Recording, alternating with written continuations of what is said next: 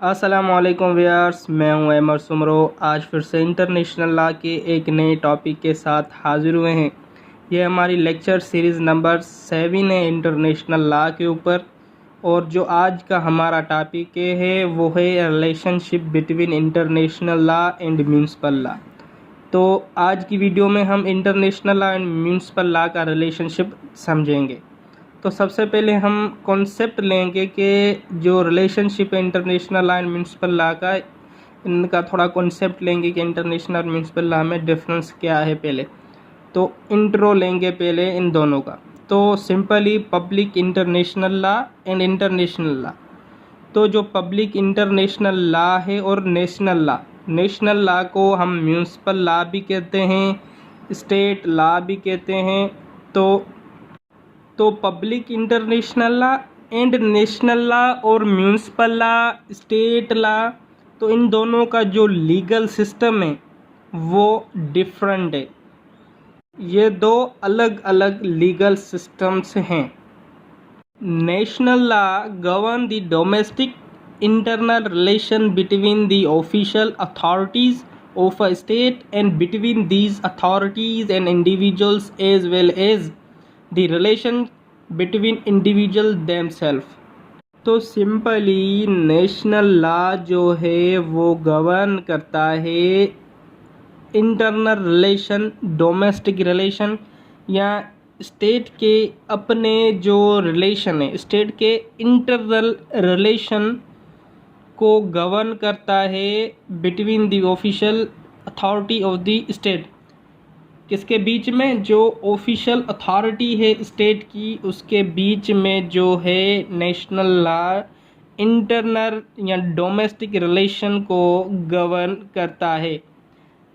And between these authority and individual, और जो official authority है वो बिटवीन इंडिविजुअल्स के रिलेशनशिप, इंडिविजुअल्स के बीच में जो रिलेशन है वो गवर्न करता है। तो यह है नेशनल लॉ। सिंपली वो लॉ जो स्टेट अपने इंटरनल रिलेशन को गवर्न करे, अपने डोमेस्टिक रिलेशन को गवर्न करे उसकी अथॉरिटी के बीच में, या उसके इंडिविजुअल्स के रिलेशन के बीच में जो भी अथॉरिटी है, जो भी लॉज हैं जो गवर्न किए जाते हैं, जो जिससे स्टेट चलती है, वो लॉ जिससे ऑफिशियल अथॉरिटी जो स्टेट की वो गवर्न होती है, that is a national law. और public international law govern primarily the relationship between state. और जो सिंपली पब्लिक इंटरनेशनल लॉ है वो गवर्न करता है रियासतों के बीच का जो रिलेशन है, स्टेट्स के बीच का, स्टेट टू स्टेट के बीच में जो रिलेशन है, इंटरनेशनली जो रिलेशन कायम करता है वो काम है पब्लिक इंटरनेशनल का। तो ये था कॉन्सेप्ट नेशनल लॉ का और पब्लिक इंटरनेशनल लॉ का कॉन्सेप्ट।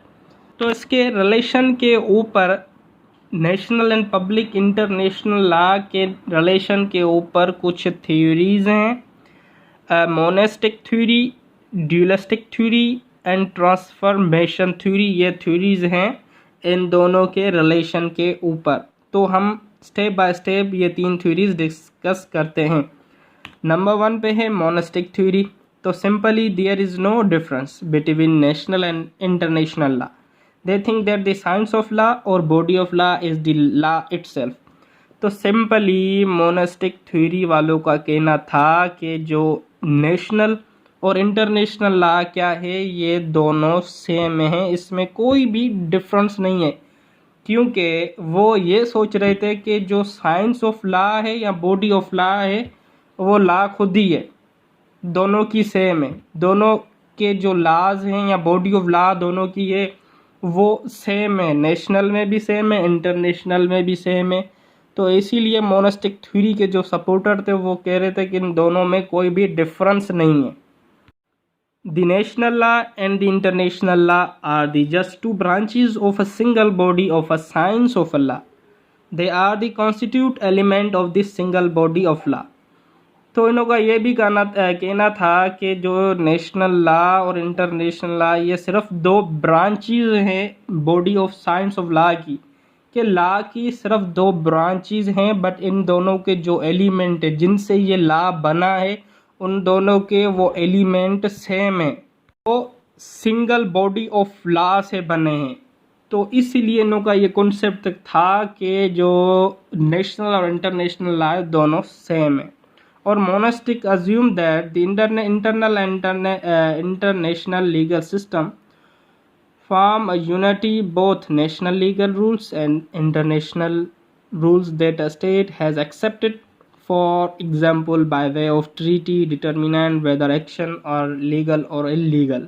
तो सिंपली मोनास्टिक थ्योरी के जो सपोर्टर थे उन्हों का ये कहना था कि जो इंटरनल नेशनल लीगल सिस्टम और इंटरनेशनल लीगल सिस्टम एक फॉर्म है यूनिटी की।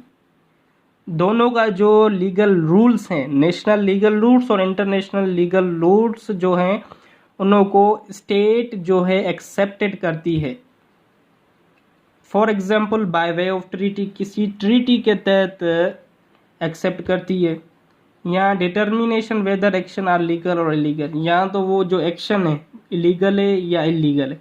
क्योंकि इंटरनेशनल लॉ की हमने सोर्सेस पढ़ी थी कि इंटरनेशनल लॉ सिविलाइज स्टेट थे, उनों के इंटरनेशनल कस्टम थे, ट्रीटीज थी, वहाँ से लिया गया है। तो इनों का ये कॉन्सेप्ट था जो इंटरनेशनल के रूल्स हैं वो एक्सेप्टेड हैं नेशनल लॉ लीगल रूल्स के।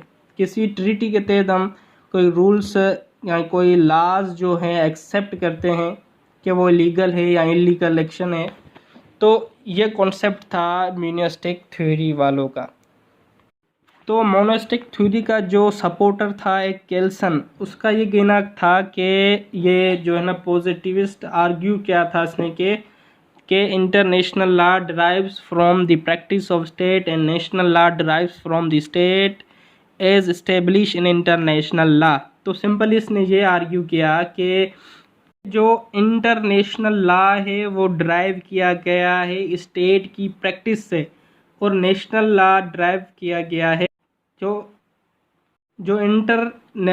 नेशनल लॉ है वो डिराइव किया गया है स्टेट से। स्टेट रियासतों ने अपना लॉ खुद डिराइव किया है, खुद लिया है। तो जो इस्टेब्लिश जो इंटरनेशनल लॉ है वो इस्टेब्लिश हुआ है स्टेट्स की प्रैक्टिस से। इसीलिए उन्होंने कहा कि इन दोनों में कोई भी डिफरेंस नहीं है। तो ये था मोनास्टिक थ्योरी वालों का कॉन्सेप्ट। नंबर 2 पे है ड्यूलिस्टिक थ्योरी। तो इन लोगों का ये सिंपली कहना था कि international and national law are completely two separate and distinct legal system, के जो इंटरनेशनल लॉ और नेशनल लॉ ये दोनों मुकम्मल तौर पे डिफरेंट हैं। इन दोनों का लीगल सिस्टम डिफरेंट है मुकम्मल तौर पे कम्प्लीटली। और फर्दर इन्होंने ये भी कहा कि international law regulate the relation between state whereas national law regulate the right and obligation of individual within the state. तो उन्होंने ये कहा कि जो इंटरनेशनल लॉ है उनका जो वो रेगुलेट करता है स्टेट बिटवीन द स्टेट, रियासतों के बीच में जो रूल्स एंड रेगुलेशन है उसको रेगुलेट करता है इंटरनेशनल लॉ। और नेशनल लॉ का काम क्या है, वो स्टेट के इंटरनल जो इंडिविजुअल्स हैं उस स्टेट में रहते हैं, उस स्टेट के जो सिटीज़न हैं उसके राइट एंड ऑब्लिगेशन को रेगुलेट करता है, वो होता है इंटरनेशनल लॉ। तो फर्दर इन्होंने कहा कि देयर सोर्स आर डिफरेंट, के international law and national law की सोर्सेज क्या हैं, डिफरेंट है। Way of legislation is different. उन्होंने कहा इंटरनेशनल एंड नेशनल लॉ का जो वे ऑफ लेजिस्लेशन है, कानून साजी का जो तरीका है वो भी डिफरेंट है। Their subjects are different. और इंटरनेशनल लॉ नेशनल लॉ के जो सब्जेक्ट्स हैं, मीन्स जहाँ पर इंटरनेशनल लॉ और नेशनल लॉ एप्लीकेबल होते हैं जिसके ऊपर वो होते हैं सब्जेक्ट, तो वो भी दोनों के डिफरेंट हैं। तो ये कॉन्सेप्ट था ड्यूलिस्टिक थ्योरी वालों का कि दोनों सिस्टम लीगल सिस्टम दोनों के चेंज है। नंबर 3 पे है ट्रांसफॉर्मेशन थ्योरी। तो इस थ्योरी के मुताबिक according to this theory it is the transformation of the treaty into national legislation which alone validate the extension to individual of the rules set out in the international agreement। तो simply इन्होंने नहीं दो, इन्होंने कोई भी concept नहीं था। इन्होंने कहा कि जो ट्रांसफॉर्मेशन जो थ्योरी के उनका जो सपोर्टर है उनका ये कॉन्सेप्ट था कि जो ट्रीटीज़ें हैं वो नेशनल लेजिस्लेशन होए, जो स्टेट की कानून साजी है उसमें ट्रांसफ़र होती है, ट्रांसफॉर्मेशन होती है। क्योंकि ट्रीटी जो है इंटरनेशनल लेवल पे बनती है, स्टेट्स के बीच में होती है। तो अगर जिन जिन स्टेट्स के बीच में जो ट्रीटी हुई है तो वो स्टेट जो है उन लोगों के ऊपर वो एप्लीकेबल होगी, वो ट्रीटी एप्लीकेबल होगी, वो इंटरनेशनल एग्रीमेंट जो है उन स्टेट्स के बीच में एप्लीकेबल होगी जो जिन्होंने उस एग्रीमेंट के ऊपर साइन किया है।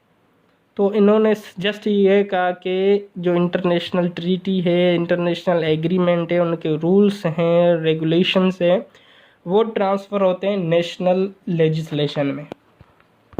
तो फर्दर इन्होंने एक्सप्लेन किया ट्रांसफॉर्मेशन थ्योरी को कि international law according to this theory can not find place in the national और municipal law unless their later allows its machinery to be used for that purpose।